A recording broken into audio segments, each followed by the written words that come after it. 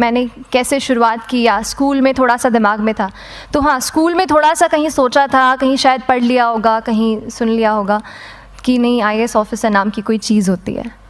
लेकिन तब ये भी नहीं पता था कि यार UPSC नाम की कोई एग्ज़ाम है, सिविल सर्विस एग्ज़ाम है, उससे और भी पोस्ट में आप सिलेक्ट हो सकते हैं, ऐसा कुछ नॉलेज नहीं था। जब मैं अपने कॉलेज लेवल में आई, जब कॉलेज में एडमिशन लिया, मैंने भोपाल से ही प्राइवेट इंजीनियरिंग कॉलेज से केमिकल इंजीनियरिंग किया है, और उस दौरान मुझे जब मैंने सोचना शुरुआत की कि क्या बनना है, कंटेम्पलेट किया कि एग्जैक्टली क्या करियर चाहती हूँ, तो लगा कि यार कहीं जो पुरानी ड्रीम थी, एक जो सपना था, वो अभी उसको सामने लाना चाहिए।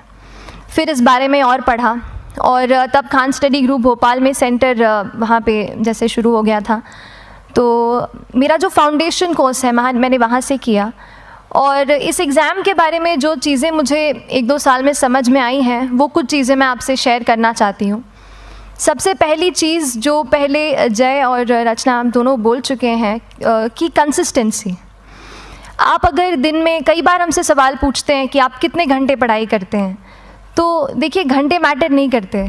कोई 17-18 घंटे हमें नहीं पढ़ना है, इतना हम पढ़ भी नहीं सकते। एक दिन पढ़ सकते हैं, दूसरे दिन नहीं पढ़ पाएंगे। 5 से 6 घंटे ही आपको देने हैं या उतने निकालने हैं, पर वो जो वक्त आप अपनी पढ़ाई को देते हो, वो कंसिस्टेंटली आपको रोज़ उतना ही अपने पढ़ाई को देना है। Consistency is the key, that is the first and the most important thing जो आपको ध्यान में रखनी है। दूसरी चीज़ इस एग्ज़ाम में मुझे लगता है इक्वली इम्पॉर्टेंट है, क्योंकि ये जर्नी लंबी होती है। जैसे एग्ज़ाम ही 1 साल तक चलती है, आप प्रीलिम्स देते हैं, फिर आप मेंस देते हैं, आप इंटरव्यू में जाते हैं पर्सनालिटी टेस्ट के लिए, तो एग्ज़ाम 1 साल तक खुद चलती है। उसके पहले मान लीजिए आप 1-1.5-2 साल पहले से प्रिपेयर कर रहे हो, तो ये जर्नी काफ़ी लंबी रहती है। उस जर्नी में मेंटली अपने आप को मोटिवेट रखना, अपने आप को बूस्ट करते रहना, वो भी इक्वली इम्पॉर्टेंट है, और इसीलिए अपने आप पर भरोसा बेहद ज़रूरी है। You need to have a faith in yourself कि अगर आपने इसमें कदम रखा है, अगर आपने सोचा है कि आप सिविल सर्विस एग्ज़ाम देना चाहते हैं और देंगे, तो आपको ये ठान के उसमें जाना है कि हाँ, मैं ये कर सकता या कर सकती हूँ। ये एक अपना मोटिवेशन, अपने साथ एक फेथ, बिलीफ अपने ऊपर आपको हमेशा रखना है। कमिंग टू प्रेपरेशन की कैसे तैयारी करनी है, बहुत सारी बातें आप सुन चुके हैं कि आंसर राइटिंग में कैसे करना होता है, आंसर राइटिंग का स्ट्रक्चर कैसा होना चाहिए। तो मैं शुरू में सबसे पहले ये कहूँगी कि मेरे प्रिपरेशन का बेस 2 चीज़ें रहीं। पहला था करंट अफेयर्स। करंट अफेयर्स इसलिए मैंने उसी से शुरुआत की क्योंकि करंट अफेयर्स सबसे इंटरेस्टिंग पार्ट होता है। कई बार आपको हिस्ट्री कभी बोरिंग लगेगी, कई बार आपको लगेगा ज्योग्राफी इतना, कभी हर किसी के अपने अपने फेवरेट्स होते हैं। तो मुझे वो 2 सब्जेक्ट्स लगते थे कि यार इतना मन नहीं करता है, लेकिन न्यूज़पेपर्स और करंट अफेयर्स में जो भी नया चल रहा है वो मुझे हमेशा इंटरेस्टिंग लगता था। इंटरनेशनल रिलेशंस में क्या हो रहा है, क्या सोशल रियलिटीज़ हैं, कहाँ क्या हुआ, उसका क्या इम्पैक्ट पड़ेगा एडमिनिस्ट्रेशन पे और हमारी कंट्री पे, तो उसको आप अपना एक बेस बना सकते हो। आप करंट अफेयर्स बेस्ड प्रिपरेशन कर सकते हैं, इसलिए भी क्योंकि अगर आप मेंस एग्ज़ाम देखेंगे तो काफ़ी डायनामिज्म आ गया है, केवल प्रीलिम्स में नहीं बल्कि जनरल स्टडीज़ पेपर 2, पेपर 3 में भी आप देखेंगे कई सारे ऐसे सवाल हैं जो करंट इवेंट्स से इंस्पायर्ड होते हैं, उन पे बेस्ड रहते हैं। तो जब आप न्यूज़पेपर बेस्ड, करंट बेस्ड पढ़ाई करते हैं तो वो आपका प्रिपरेशन वहाँ से भी कवर हो सकता है। दूसरी जो चीज़ मैंने जिस पे बहुत फोकस किया वो थी आंसर राइटिंग। तो आंसर राइटिंग का, जैसे खान सर बता रहे थे कि आंसर राइटिंग की प्रैक्टिस बहुत की, तो उसके पीछे मेरा ये था कि जब मैं हमेशा प्रीलिम्स का कोई भी पेपर टेस्ट देती थी, हम मॉक टेस्ट देते हैं, तो मॉक टेस्ट देती थी तो हमेशा मेरे मार्क्स करीब 90 to 110, 120, इससे ऊपर मेरे कभी मार्क्स नहीं जाते थे। तो मुझे हमेशा ये डर था कि यार प्रीलिम्स में कहीं मेरा कुछ, क्योंकि कट ऑफ भी इसी कुछ रेंज में जाता है, तो हमेशा लगता था कि यार कुछ गड़बड़ यहाँ ना हो जाए।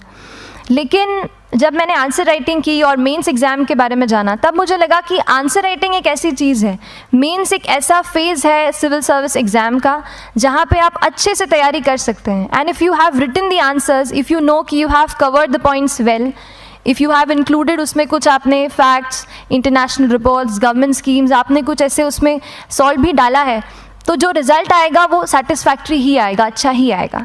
तो मेंस एक ऐसा पार्ट है जिस पे आप काफ़ी बैंक ऑन कर सकते हो।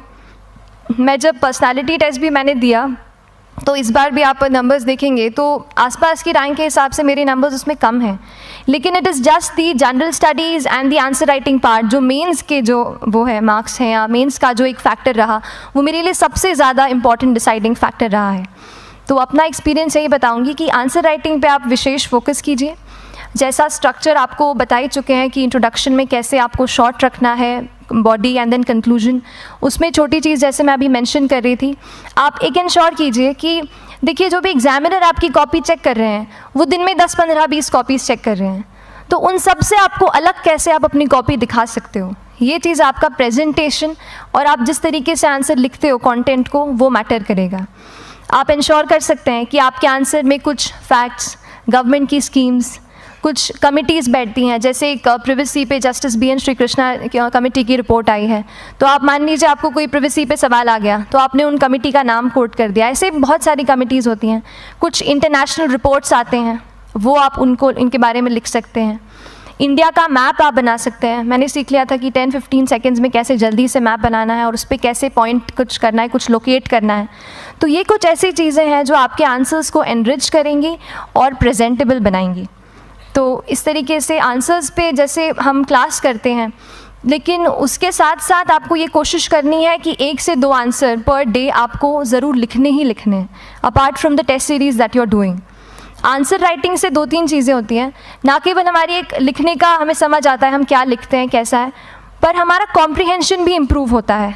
हमें कितना समझ में आया वो भी हमें खुद समझ आता है जब हम आंसर्स लिखते हैं। और इसीलिए आंसर राइटिंग पे आप फोकस कीजिए, 1 से 2 आंसर ज़रूर लिखिए। और आंसर राइटिंग के बाद the third pillar of my preparation जो काफ़ी इंपॉर्टेंट जिसने रोल प्ले किया, that was tests and test series and mocks. देखिए हम पढ़ रहे हैं यहाँ पर, I will also come to the point कि हम कैसे दिल्ली, भोपाल और इंदौर में प्रिपेयर करके बिना दिल्ली जाए हम कैसे कर सकते हैं, I will come to that point. पर उसके पहले टेस्ट की थोड़ी बात कर लेती हूँ कि टेस्ट देना क्यों ज़रूरी है। हम ये जो एग्ज़ाम दे रहे हैं सिविल सर्विस की, ये एक ऑल इंडिया लेवल एग्ज़ाम है and this cut throat competition. तो उसके लिए आप केवल पढ़ते रहें, सारी बुक्स, मटेरियल्स, स्टैंडर्ड ये करंट का सब पढ़ लें, लेकिन अगर आप ये नहीं जज कर पाए कि आपका क्या लेवल है at an all India level, तो चीज़ें समझ में आप नहीं, मतलब आप आगे नहीं बढ़ पाएंगे या सही डायरेक्शन नहीं पकड़ पाएंगे। तो इसलिए आप टेस्ट से घबराइए मत। कई बार टेस्ट का इनर्शिया होता है, ऐसे लगता है कि जब तक पूरा सिलेबस कंप्लीट नहीं कर लूँ तब तक टेस्ट नहीं दूंगा, लेकिन सच में बात ये होती है कि जब तक हम GS के मतलब पेपर देने अंदर भी घुसते हैं ना, तब भी उस सेकंड पे लग रहा होता है कि कुछ छूट गया है हमारा। तो ये चीज़ होगी ही, इसीलिए ये मैं कभी मत सोचिए कि जब तक पूरा सिलेबस नहीं कर लूँ टेस्ट नहीं दूंगा। जैसे आपका एक थोड़ा बेस बन जाता है प्रिपरेशन का, आप टेस्ट दीजिए, चाहे वो प्रीलिम्स का MCQ का टेस्ट हो या मेंस का राइटिंग स्किल की प्रैक्टिस हो, टेस्ट पे आप फोकस कीजिए। उसके बाद टेस्ट केवल देने के लिए नहीं देना है, उसको एनालाइज भी अच्छे से करना है। When you get the answer hints, when you get the answer keys, analyse properly कि आपकी क्या गलती हुई है और उससे भी सीखने की कोशिश कीजिए कि क्या कुछ नया मुझे इस टेस्ट पेपर से या इस आंसर कॉपी से मिल सकता है।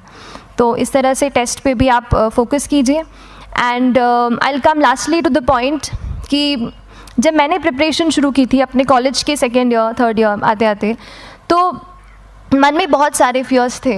मैं भी एक नॉर्मल फैमिली से हूँ, मेरे फैमिली में किसी ने आज तक सिविल सर्विस का पेपर भी नहीं लिखा था, तो मन में बहुत सारे फियर्स थे, डाउट्स थे, क्या होगा, कैसे होगा।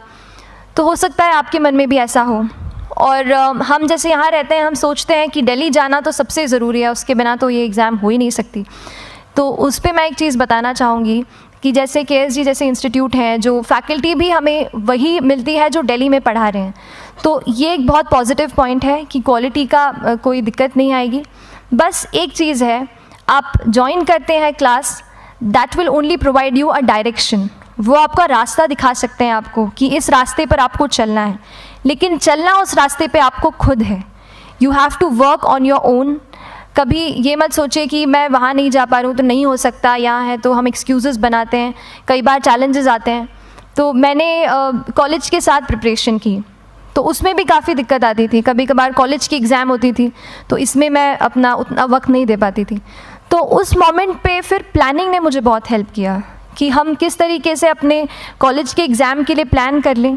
जैसे मैंने इंजीनियरिंग की है और मुझे पता है कि हम इंजीनियर्स 1 महीने से ज़्यादा पहले से पढ़ते नहीं हैं। पढ़ते हैं क्या? तो वो चीज़ आप ध्यान रख सकते हो, उसको अपना स्ट्रॉन्ग पॉइंट बना सकते हो। 1 से 1.5 महीना जब exam is approaching, I use to plan my entire syllabus का प्रिंट आउट निकाल के I use to make my notes, उस तरीके से उसको मैं उसको संभाल लेती थी। तो whenever you are managing those things together, focus on planning, किस तरीके से आप एक माइक्रो प्लान बनाएं, अपना डेली एक प्लान बनाएं, वीकली टारगेट सेट करें और एक ब्रॉड विजन दिमाग में रखें कि ब्रॉडली आप मंथ्स में क्या कवर करने वाले हैं। अगर आप प्लानिंग अच्छे से करते हैं तो ज़्यादातर पोर्शन आपका वहीं से कवर